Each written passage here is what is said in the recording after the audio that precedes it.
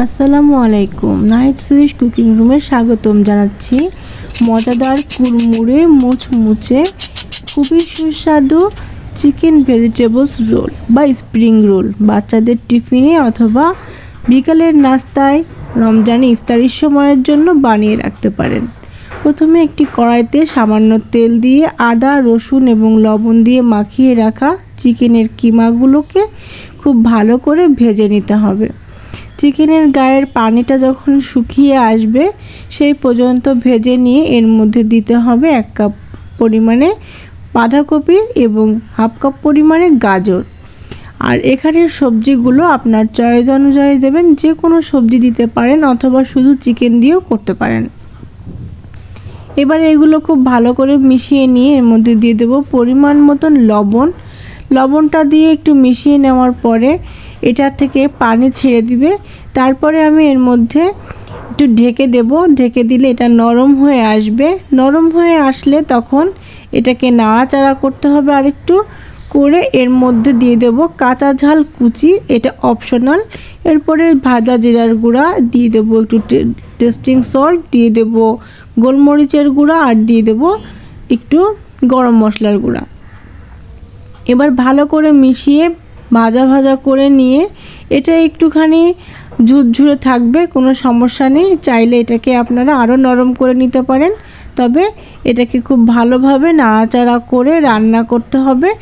একদম শেষে রান্না হয়ে গেলে এটাকে ঢাকনা দিয়ে চুলায় রেখে দিতে হবে ঠান্ডা হওয়া পর্যন্ত। এই সময়ের মধ্যে আমি একটি পাত্রে 1 কাপ পরিমাণে ময়দা এবং 1/4 কাপ পরিমাণে কর্নফ্লাওয়ার নিয়ে নিলাম। স্বাদ মতন লবণ দিয়ে দিলাম এবং এখানে আমি শুকনো উপকরণগুলো খুব ভালোভাবে মিশিয়ে নেব। খুব ভালোভাবে মিশিয়ে নেওয়ার পরে এখানে আমি পানি দিয়ে দেব 1.5 কাপ পরিমাণে। 1.5 কাপ পরিমাণে পানি দিয়ে এটাকে এত ভালো করে অল্প অল্প করে পানি দিতে হবে, সব পানি একবারে দেওয়া যাবে না। একটা সুন্দর পাতলা ব্যাটারে তৈরি করতে হবে। আমি যেরকম ব্যাটার তৈরি করেছি এর থেকে পাতলা করতে চাইলে আরও একটু বেশি পানি দিয়ে ব্যাটারটা পাতলা করে নিতে হবে। তবে সেই ব্যাটারেরটা ভাপে করতে হবে রুটিগুলো, কিন্তু আমি এটা চুলায় করব এবং খুব সহজেই এই শিটগুলো আমি বানিয়ে নেব। খুব ভালোভাবে এটাকে আমি তৈরি করেছি। আপনারা চাইলে এটাকে চেলে নিতে পারেন নিখুঁত হওয়ার জন্য। আর এটার ঘনত্বটাও দেখিয়ে দিচ্ছি। এবারে একটি কড়াই, সেটাকে হাফ পাতলা প্যান, এই প্যানে হালকা একটু তেল ব্রাশ করে নিয়ে এখানে পরিমাণ মতন যতটুকু ঘনত্ব চান একটা রুটির ততটুকু ঘনত্ব রেখে এটাকে এরকম ছড়িয়ে দিতে হবে রুটি বানানোর জন্য। এটা বানানো দেওয়ার পরে ঢাকনা দিতেও পারেন, ঢাকনা ছাড়াও করতে পারেন। এটা স্বচ্ছ ট্রান্সপারেন্ট কালার হয়ে আসলে এটা নিচ থেকে আস্তে আস্তে ছেড়ে আসবে। যখনই হয়ে যাবে তখনই এটা ছেড়ে আসবে।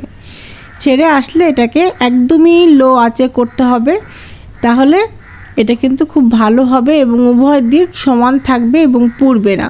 আর আস্তে করে তুলতে হবে। এটাকে আরও পাতলা করতে চাইলে আরও পাতলা করে নিতে পারেন, তো সেক্ষেত্রে একটু ভাপে নিয়ে করতে হবে, সরাসরি তাওয়ায় করা যাবে না। আর এটা হচ্ছে ফ্রাই প্যানে করতে হবে। ফ্রাই প্যানটা যেন অবশ্যই 22 অথবা 26 সেন্টিমিটারের হয়। এর থেকে কম সেন্টিমিটারের হলে রুটিগুলো ছোট হবে, রোল করা যাবে না। এভাবে বেলা ছাড়াই শিট তৈরি করে নিতে হবে এবং ডিম ছাড়া। এভাবে করে আমি সবগুলো তৈরি করেছি। তো আমি এখানে অল্প কিছু তৈরি করে এবং অল্প কিছুই বানিয়ে আপনাদের সামনে প্রেজেন্ট করছি। এবারে আমার সবগুলো রুটি আমি এভাবে এক এক করে বানিয়ে নিয়েছি, তবে এটাকে আলাদা আলাদা করে রাখার চেষ্টা করবেন যাতে করে লেগে না যায়। এবার আমি ভেতরে পুরটা দিয়ে দুপাশে ভাঁজ দিয়ে ভাঁজটা লক্ষ্য করবেন, তারপরে এভাবে মুড়িয়ে নেব। এর মধ্যে কোনো আটা বা পানি বা কোনো কিছু সিল করার জন্য প্রয়োজন হবে না। আমি একবারেই সবগুলো একসাথে বানিয়ে দেখাচ্ছি।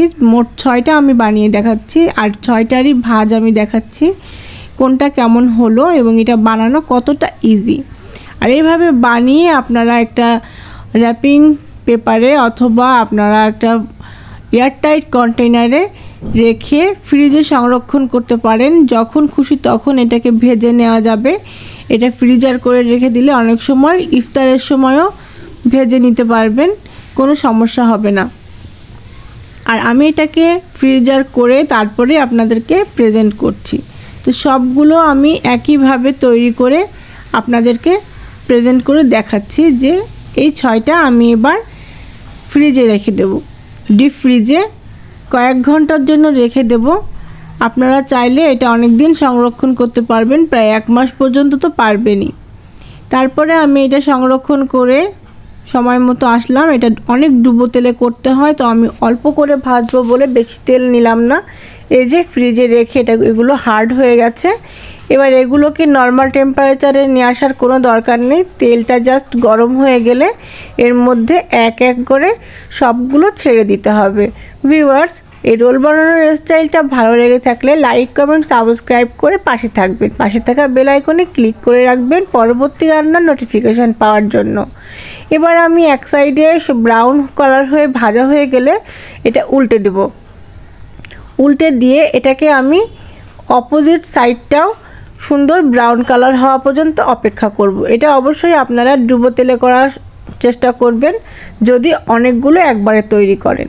আর এরকম মুচমুচে আর কুড়মুড়ে একটি ভেজিটেবলস রোল বা চিকেন রোল, স্প্রিং রোল যেটাই বলেন, তৈরি করার জন্য পারফেক্ট সহজ রেসিপি। তো এই ছিল আমার আজকের স্প্রিং রোল। সবাই ভালো থাকবেন, সুস্থ থাকবেন, আর আল্লাহ হাফেজ।